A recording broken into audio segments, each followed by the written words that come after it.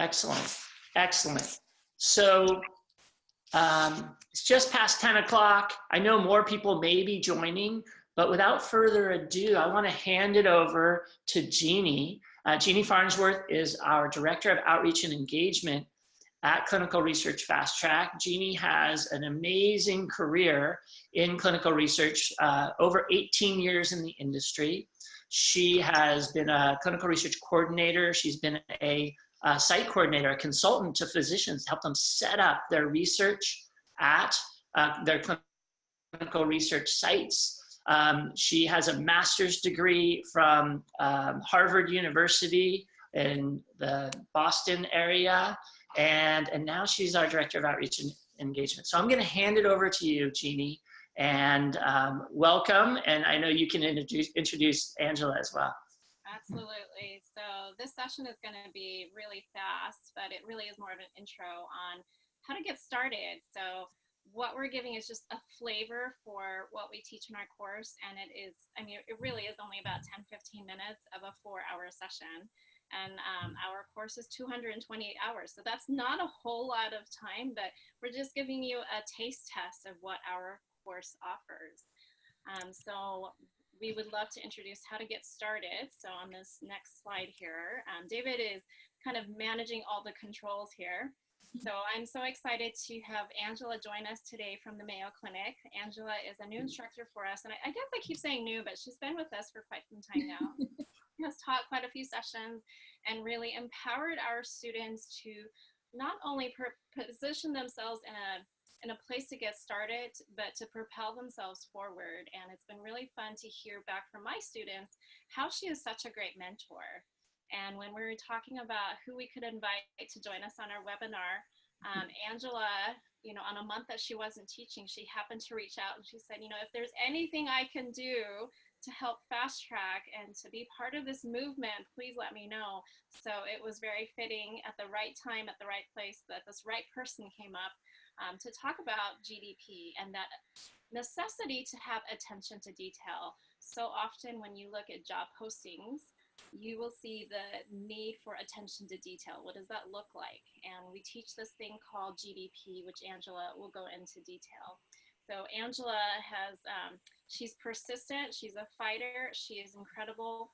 She, like I said, she's not gonna ever give up. When she has a goal in mind, she will do whatever it takes to get to that goal. And when she sees a position, a study, someone that she wants to get to know, she kind of goes for it, which I absolutely love. So Angela, did I leave anything out? No, that's good. That's great. Thank you. Awesome.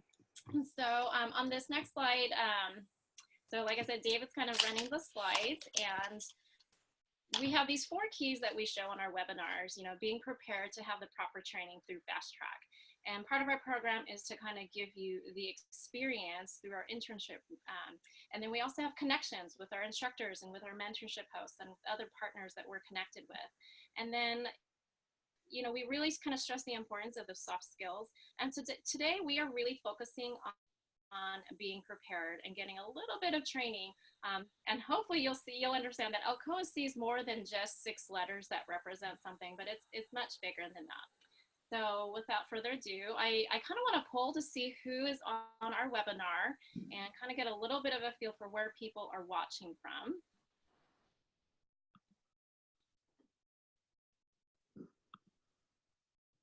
So what time zone are you in? Are you on Eastern, Central, Mountain, Pacific like me, or International? That's kind of the other category. And I actually don't see the results on my screen. Wow. So, Jeannie, I can chime in. We have about 44% of our participants are from the, 40% from the Eastern time zone, 20% from Central, 20% from Mountain, and 20% from Pacific. So it's a really nice mix. But we have more people on the East Coast where research is very strong. And I mean, it's strong all over the country, but really interesting to see where everyone's from. Awesome. Did we have another question? Sure, we can also find out if anyone here, have you ever tried to land a job in clinical research already? Wondering how many of you out there, what percent have already looked for a job in clinical research and had struggled with it? And then how many haven't, and you're interested in clinical research, but haven't quite looked yet? And we'll just give just about 10 more seconds for everyone to complete the poll. And it looks like about 30% of our participants nationwide have tried to get into clinical research, and about the other 70% haven't yet. So I would encourage you to try, see what it's like to do it without our help and see if that works, and good luck to you if you can. And with Fastrack, I know that that answer will be, yes, I'm employed in clinical research. So on to the next screen, like I said, we are going to be talking about these good documentation practices. So I'm going to turn it over to Angela, and she'll kind of spend the next few slides. Yeah, so I want to thank you both again for allowing me to be a part of this and just really emphasize how clinical research Fastrack is a great tool to have right now. If I had this 8 years ago when I first started, it would be so much better than when I first started in my career, but it's a great resource and I'm so happy to be a part of it. So with good documentation practices, they're not a law. It's not anything that is put in law for us to be utilizing in research, but it is internationally accepted standards that we, basically the way we do research. And I'm trying to figure out between the screens. It looks good, okay. Sorry, it was cutting out for a second, but it looks good. So GDP is a vast area of knowledge and how we do research and what we should be doing when we're taking notes from our patients or when they call us, and how we store records or sign them. There are codes obviously that the FDA have us use and go by, but again, these aren't laws or anything like that. So the 21 CFR 312.62 states that investigators should maintain accurate and adequate records. So this is just, again, this research is being utilized and published for the public to see, and we're developing therapies through this. So we want to really make sure that what we're recording from these patients and the data we're obtaining is as accurate as possible. So what we're trying to do is, am I loud enough for everybody? I hope everybody can hear me, or? I can hear you, yeah. Do you want people to raise their hand? If you can hear Angela, please raise your hand. Let's see. Yeah, I want to make sure I'm speaking loud enough. It looks like everyone's raising their hands. Wow, okay, yeah. So again, we want to make sure that these records are maintained and accurate as much as possible. So that way this information that's being utilized to develop these therapies are safe and it's all as accurate as possible. So GDP and Alcoa, which is a huge part of GDP, is all in the process of the whole, it's all intertwined, and it's a huge, huge area for knowledge, but I can try and go over it as much as possible in the short time that we have here. All right. So again, this states just that we should be maintaining records as accurate as possible. And there are, even within GDP, there are like laws, regulations that we have to, in order to like store your records and maintain them, they have to be in a safe space for a number of years. That way, if the FDA comes by and wants to look at those records, they're able to obtain them easily. So that way they can get approved. So these therapies can get approved and patients can get these incredible treatments. Because through research we've had, I mean, when hepatitis C was going on, we had huge amounts of patients trying to get into trials because we're giving these treatments that are not available at this point in the pharmacies, and we're giving them to patients for free. And most of our studies even paid patients to participate. So that's the really rewarding part of this whole clinical research coordinator position, is just seeing this and having this treatment available to patients who don't have it readily available. So Alcoa is a huge part of GDP. It stands for attributable, legible, contemporaneous, original, accurate, and complete. The biggest one I try and stress between all those letters is really I mean, all of them are important, but legibility is just so important in research and patient safety. We really try and enforce, make sure, you know, 5.0, you can really see that point, so we don't prescribe a patient 50 milligrams instead of 5.0 milligrams, or, you know, micro MCG instead of the MG. It's really important to have that documentation be as legible as possible for everybody to understand what's going on. We don't want to, you know, misdose a patient or have them overdose in any way. We want it to be as safe as possible for the patients, because that's really what our job is. We have the primary investigator, the principal investigator overseeing the study, but as a coordinator, it is our responsibility to make sure that all this information is as accurate and legible as possible. So I really stress that for our new hires that are coming into research. And then, I mean, again, all of those, I can go into at least 20, 30 minutes for each of those letters, but yeah, legibility. Angela, just for our audience sake, I mean, Alcoa C, it's a nice acronym, it's good to remember, but what does contemporaneous even mean? So just contemporaneous is really just making sure that it's happening then, it's happening by that person. We want to make sure that whoever is documenting this information is who is actually writing this. So having a signature from that person, all of that, I mean, that's also part of attributable, but having it being done at that moment, you know, when a patient is sitting with me telling me they're having a rash or something from this, they think is from the medication, I want to document that as soon as I hear it from the patient, instead of waiting, you know, until I get back to my desk or whatever it is, because we want it to be, again, as accurate as possible. And that's why contemporaneous is really part of that Alcoa, to make sure that we're writing all this information down as it's happening, so that way we can have it in its original format as well. So even if it's like recording a voicemail, we want to write down on a sticky note, we're keeping that sticky note around, putting it a part of their record, because it's happening in that time of their, you know, phone call or voicemail, whatever it is. So we're documenting all of that information as well.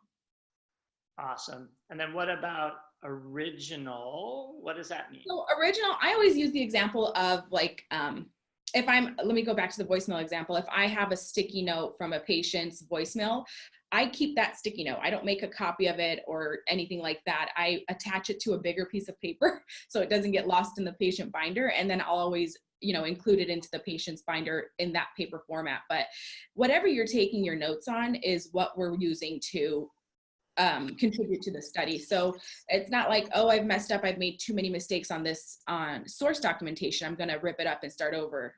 That's not an original copy. So we keep original copies and we sign each copy, so that way it's attributable to the person as well taking the documentation down. So again, and we want to make sure it's as accurate as possible. This is the information that's being published and used to do all the statistics of this information for the study. So you want to make sure all your numbers are documented clearly, accurately, and you're attributing that work to yourself. Again, your principal investigator's signature is going on the documents as well, but when you're seeing a patient and doing your source documentation, your signature, your name is on that paper as well. So you want to make sure, I always try and make sure it's very clear that I'm doing this information as accurate as possible. Great.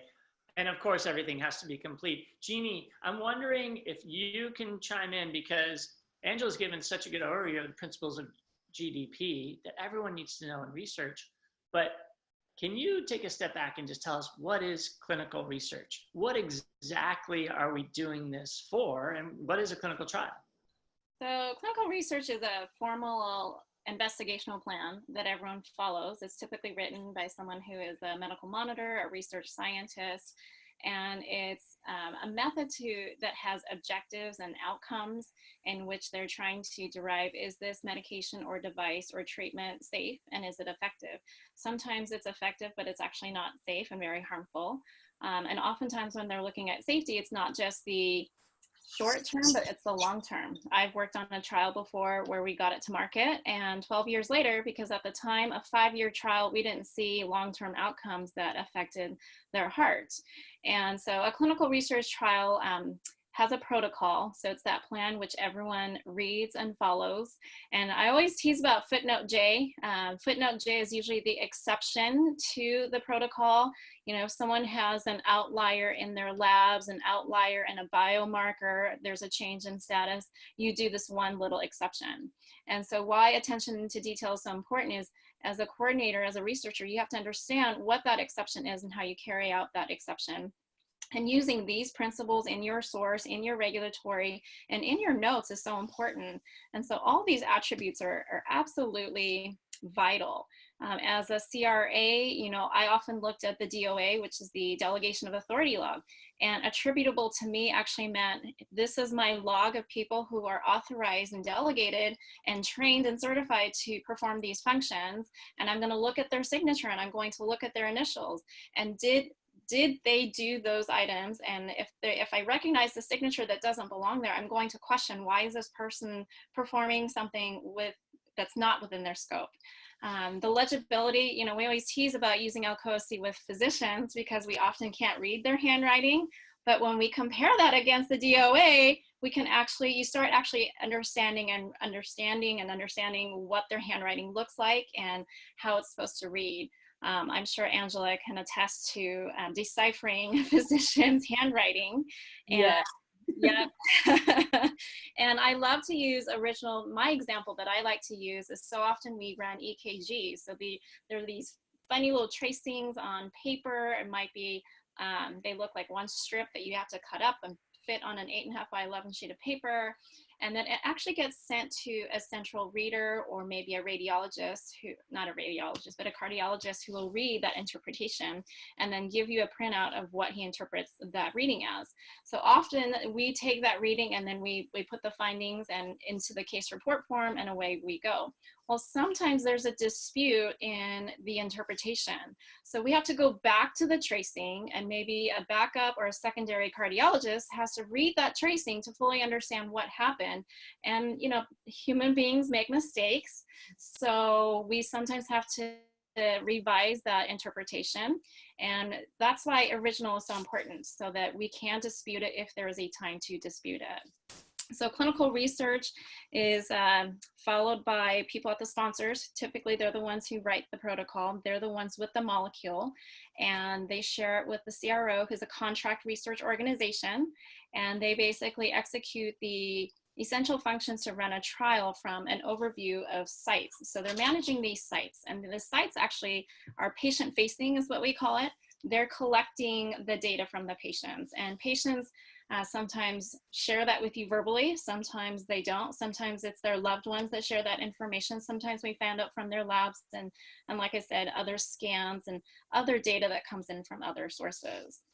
Wow. So, I mean, one of the key operatives about clinical research that a lot of people don't know is, Angela, you're working with human subjects, isn't that right? It's all with people. Can you briefly just tell us the types of trials you're working on at the Mayo Clinic? What types of diseases? So currently I have a lot of transplant studies, organ transplant. So we do a lot of those, which some of them involve therapies that aren't in the industry just yet. But I'm doing a lot of transplant. I've done cardiology. We do a lot of hepatology studies, which is, you know, a lot to do with the liver. Some kidney studies. It's a big variety. You really want me to get into that? So you're working on all kinds of therapeutic areas. How exciting. That is really exciting. And to me, what's really exciting about this field is you're working on all these different trials. Well, I don't know if you've seen this slide before, but I know people are asking questions right now through the Q&A. We're going to get to questions in just 1 minute. And I see several questions coming in.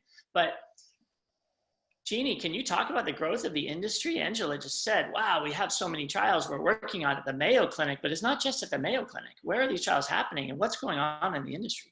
Well, I love this graph just because it talks about the number of registered studies. So it's actually not, there's a ton in the pipeline that isn't on this graph. And I remember there was a time I got my career started in actually 2000. So I'm approaching 19 years, believe it or not. And so from 2000 to 2005 is kind of really when I was on the cutting edge of supposedly new treatments. I specialize in pediatric diabetes and a little bit of ophthalmology and breast, brain, lung, and melanoma cancer research. And I thought it was incredible to approach 10,000. I remember I was about to have my first child and thinking, wow, we're going to approach 10,000 trials. That's really incredible. And right around, there was that recession in 2009. I didn't really slow down, because by then it was like 60,000 trials that I heard about from my peers working in clinical trials. And so over the years, it has exponentially grown. When you look at kind of each subset of 5 years, when you look at that growth curve, it is really tremendous. And we haven't even quite reached the top yet. Stem cell, gene therapy, those all fall under drug research. That's just becoming more and more popular, and it's going to be more the norm as we approach precision medicine or personalized medicine. So it's really exciting to me to see the promise of healthcare and how I can be part of tomorrow's standard of care. So much of what I have seen hasn't worked, and that's a good thing too, because I've seen it go back to the drawing board and it actually becomes a better product, a better device. The example I like to use is the Gluco Watch, which at the time we thought wouldn't it be cool if kids could only have to recalibrate a watch to monitor their glucoses, and once a week they would have to change out their watch and then remeasure again. And last year a device came out where you can have an implantable on a child and monitor their glucoses for about 90 to 100, almost 120 days. That's really incredible and really reassuring as a parent when you're a parent of a diabetic and you have to know what their glucoses are running. So it's really exciting. This graphic actually shows a number of approvals over the course of history from 2009. 2018, we saw the biggest number of trials approved by the FDA. And I was just looking at the 2019 numbers, and we're right on target to probably get to 60 again as well, especially, like I said, with the gene therapy that's coming on board. Wow, this is incredible what's happening in the industry. And the other thing that's happening, as many of us know, is there's a lot of growth and investment in clinical research. And there's more drug approvals, there's more trials being registered, and as a result, there's more jobs available. And Angela, there's so many people that want to get into the field. They're applying where you work at the Mayo Clinic, but they're applying, at Baylor Scott and White down in Texas. They're applying at Emory University. They're applying at all these positions all over. They see these CRA, CRC, clinical research coordinator jobs, clinical research associate jobs, and they think I can do that. They apply, but they don't even get an interview. Why do you think they're not getting an interview? I think, really, again, having a program like Fastrack available and having that on your resume, I can tell you just personally from Mayo Clinic standpoint, we have looked at Fastrack students and we compare them to students or people who are applying that don't have that experience, and it's a vast difference in the two. So I think the reason why a lot of people aren't getting that position, one, it is it's a hard position to get into. I applied myself 7 times before I got the job, but I didn't have Fastrack. I didn't have any research experience. So going into it and not having that, the verbiage, the knowledge of research to begin with, it's, you're kind of like a step behind somebody who does already have that information. So, saying in an interview that, I'm very passionate about research and being a part of a team that is building these new therapies.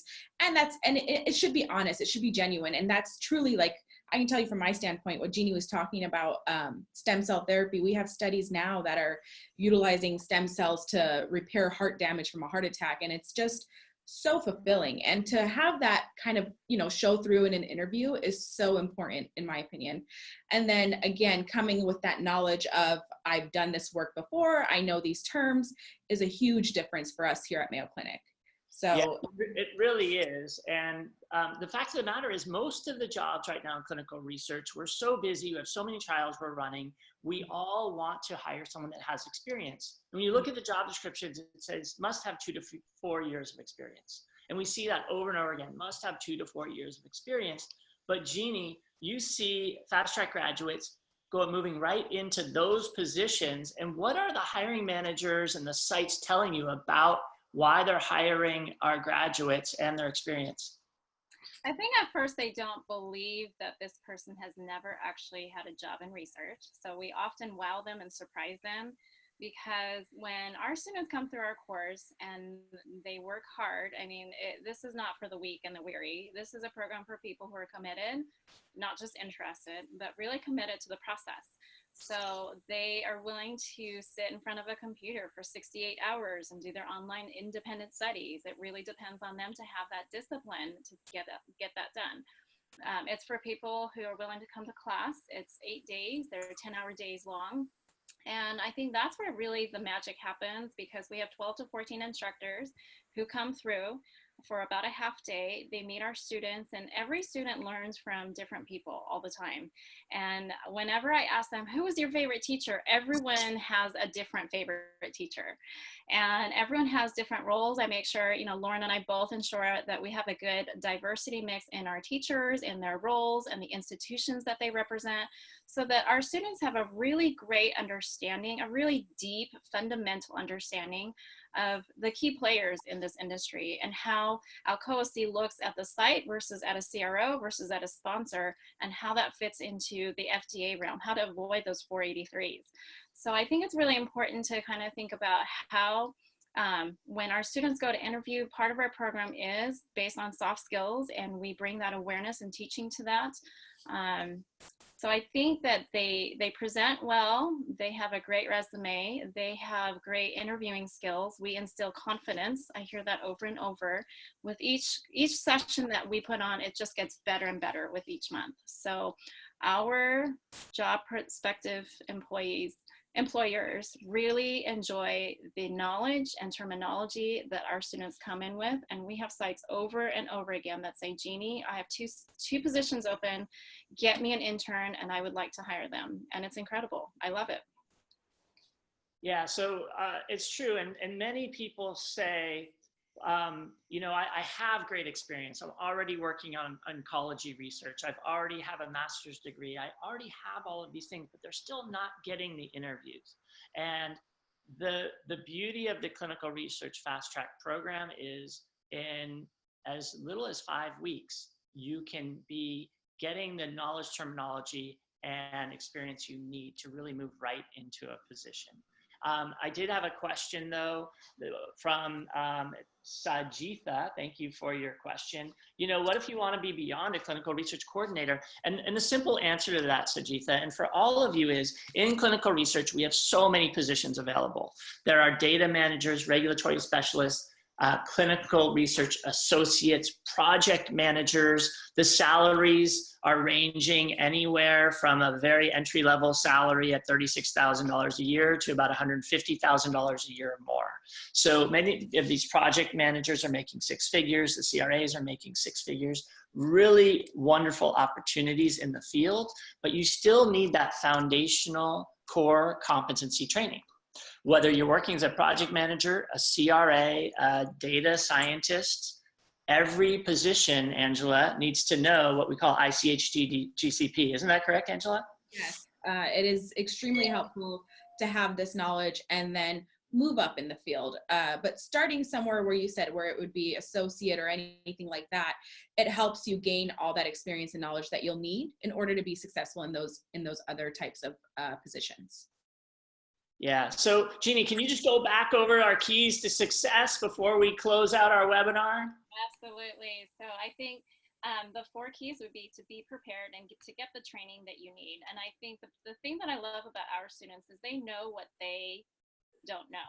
And some of these people are very well trained, foreign medical grads, PhDs. And the thing that people need to understand is clinical research is not bench research. It's not laboratory research. It's not academic research. It's research with a human being involved in a trial, and human beings like to do different things, right?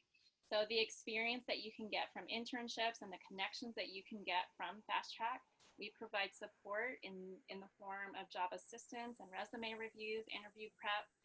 We mentor our students, we coach our students, and we have tons of partners and instructors like Angela who reach out and help our students beyond the classroom. So I invite you to reach out for more information. I see a bunch of questions that we will go ahead and answer. We want to make sure we respect everyone's time. This is our contact information. So with Yeah, that. so I want to thank you, Angela, for joining us. I hope everyone can give you a big round of applause, or maybe you can just raise your hand in applause for having Angela from the Mayo Clinic come take time out of her busy schedule to come share some lessons on GDP and Alcoa C, and just give everyone a taste of what is needed to really succeed in this field. We did have a question about what if you're a nurse. We have research nurses that are getting paid typically 10% over what a typical RN would be paid in that same field. There are lots of room for all different types of backgrounds in clinical research, as long as you have what Jeannie described as commitment and passion and a real curiosity, desire to learn. So Angela, thank you again for being with us. We really appreciate you as an instructor, bringing your knowledge, your experience, and now you have so many colleagues from Clinical Research Fast Track you're working alongside at the Mayo Clinic, so that's really exciting.